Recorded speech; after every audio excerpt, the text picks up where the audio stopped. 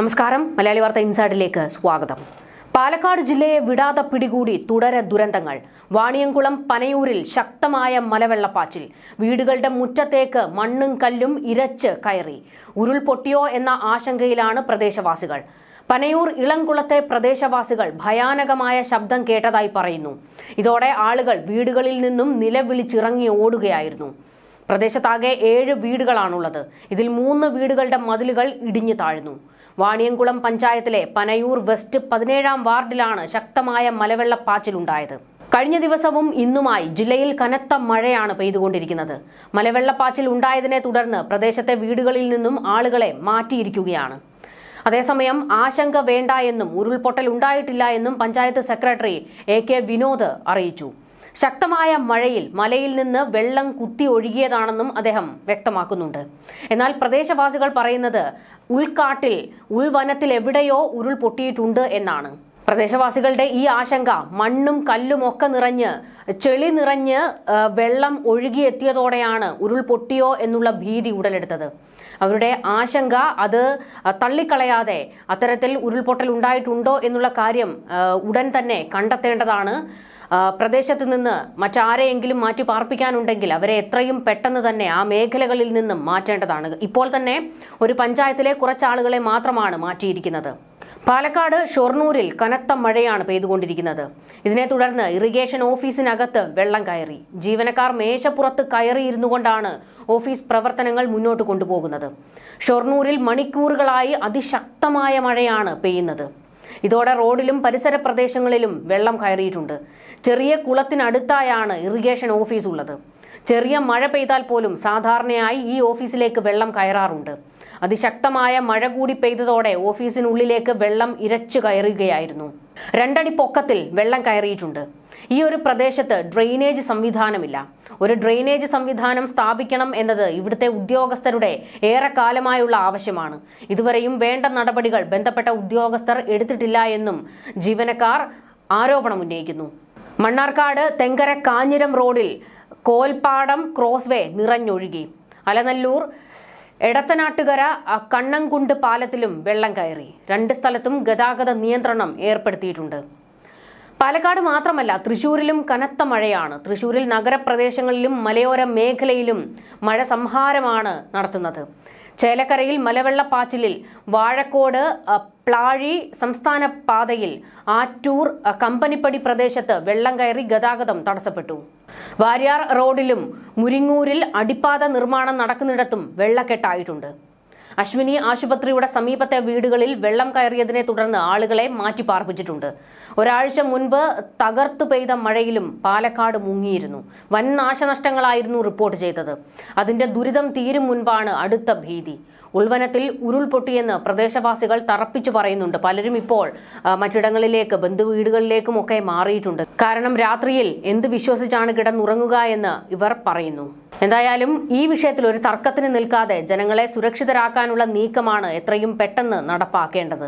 മലപ്പുറം കരുവാരക്കുണ്ടിലും മലവെള്ളപ്പാച്ചിലാണ്. ഒലിപ്പുഴ കരകവിഞ്ഞൊഴുകുകയാണ്. ശക്തമായ കുത്തൊഴുക്കാണ് അനുഭവപ്പെടുന്നത്. കൃഷിയിടങ്ങളടക്കം താഴ്ന്ന പ്രദേശങ്ങളിൽ വെള്ളം കയറിയിട്ടുണ്ട്. അല്പസമയമായി മഴയ്ക്ക് നേരിയ ഒരു ശമനമുണ്ട്. സംസ്ഥാനത്ത് അതിതീവ്ര മഴ പലയിടങ്ങളിലായി ശക്തമായി തന്നെ പെയ്യുന്നുണ്ട്. എറണാകുളം, ഇടുക്കി, തൃശൂർ, മലപ്പുറം ജില്ലകളിൽ റെഡ് അലർട്ട് പ്രഖ്യാപിച്ചിട്ടുണ്ട്. പത്തനംതിട്ട, ആലപ്പുഴ, കോട്ടയം, പാലക്കാട്, കോഴിക്കോട്, വയനാട്, കണ്ണൂർ, കാസർഗോഡ് ജില്ലകളിൽ ഓറഞ്ച് അലർട്ടും മറ്റ് ജില്ലകളിൽ യെല്ലോ അലർട്ടുമാണ്. നാളെ കണ്ണൂർ, കാസർഗോഡ് ജില്ലകളിൽ റെഡ് അലർട്ടാണ് പ്രഖ്യാപിച്ചിരിക്കുന്നത്. മലപ്പുറം, കോഴിക്കോട്, വയനാട് ജില്ലകളിൽ ഓറഞ്ച് അലർട്ടും. തുടർച്ചയായി മഴ ലഭിക്കുന്ന പ്രദേശങ്ങളിൽ പ്രത്യേക ജാഗ്രത വേണമെന്നാണ് നിർദ്ദേശം. കേരള തീരത്ത് 60 കിലോമീറ്റർ വരെ വേഗത്തിൽ കാറ്റ് വീശാൻ സാധ്യതയുണ്ട്. കേരള തീരത്ത് മത്സ്യബന്ധനത്തിനുള്ള വിലക്ക് തുടരുകയാണ്. തെക്കൻ കേരള തീരത്ത് കടലാക്രമണത്തിനും സാധ്യതയുണ്ട്. 204.4 മില്ലിമീറ്ററിൽ കൂടുതൽ മഴ ലഭിക്കുമെന്നാണ് അതിതീവ്രമായ മഴ എന്നതുകൊണ്ട് അർത്ഥമാക്കുന്നത്. അതിതീവ്ര മഴ അപകടങ്ങൾ സൃഷ്ടിക്കും. കുറഞ്ഞ സമയം കൊണ്ട് വലിയ മഴയുണ്ടാകുന്ന പ്രവണതയാണ് കാണുന്നതെന്ന് സംസ്ഥാന ദുരന്ത നിവാരണ അതോറിറ്റി മുന്നറിയിപ്പ് നൽകിയിട്ടുണ്ട്. അത് മലവെള്ളപ്പാച്ചിലിലും മിന്നൽ പ്രളയങ്ങളും സൃഷ്ടിച്ചേക്കാം. നഗരപ്രദേശങ്ങളിലും പൊതുവെ താഴ്ന്ന പ്രദേശങ്ങളിലും വെള്ളക്കെട്ട് രൂപപ്പെടാനും സാധ്യതയുണ്ട്. മഴ തുടരുന്ന സാഹചര്യം മണ്ണിടിച്ചിലിനും ഉരുൾപൊട്ടലിനും വഴി വയ്ക്കും. പൊതുജനങ്ങളും സർക്കാർ സംവിധാനങ്ങളും അതീവ ജാഗ്രത പാലിക്കണമെന്നാണ് മുന്നറിയിപ്പ്. ഇതിനിടെ തൃശൂരിൽ കനത്ത മഴയ്ക്കിടെ ടാറിംഗ് നടന്നു. മാരാർ റോഡിൽ കോർപ്പറേഷൻ പരിധിയിലുള്ള റോഡിലാണ് മഴയ്ക്കിടെ ടാറിടാൻ തുടങ്ങിയത്. നാട്ടുകാർ രംഗത്തെത്തി ദൃശ്യങ്ങൾ പ്രചരിപ്പിച്ചതോടെ ടാറിടൽ നിർത്തിവെക്കാൻ മേയർ MK വർഗീസ് നിർദ്ദേശം നൽകുകയായിരുന്നു. കഴിഞ്ഞ ദിവസങ്ങളിലെല്ലാം നല്ല വെയിലായിരുന്നിട്ടും ടാറിടാൻ ആരും എത്തിയില്ല.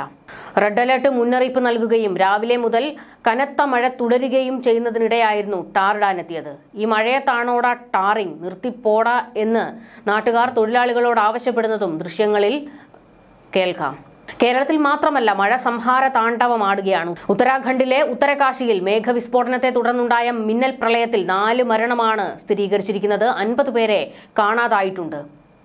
ഉത്തരകാശിയിലെ ദരാലി ഗ്രാമത്തിൽ ഉച്ചകഴിഞ്ഞ് 1:45 പ്രളയമുണ്ടായത്. മലമുകളിൽ നിന്ന് കുത്തി ഒഴുകി വന്ന പ്രളയജലം വീടുകൾക്ക് മുകളിലൂടെ കുതിച്ചൊഴുകുകയായിരുന്നു. വാഹനങ്ങളും ജനങ്ങളുമടക്കം ഒഴുക്കിൽപ്പെട്ടു. വിനോദസഞ്ചാരികൾ ധാരാളം എത്തുന്നതിനാൽ ഹോം സ്റ്റേകളും മറ്റുമുള്ള സ്ഥലമാണിത്. രക്ഷാപ്രവർത്തനം പുരോഗമിക്കുകയാണ്. കേന്ദ്ര സംസ്ഥാന ദുരന്ത നിവാരണ സംഘം സ്ഥലത്തെത്തി രക്ഷാപ്രവർത്തനം നടത്തുന്നുണ്ട്. സൈന്യവും എത്തിയിട്ടുണ്ട്.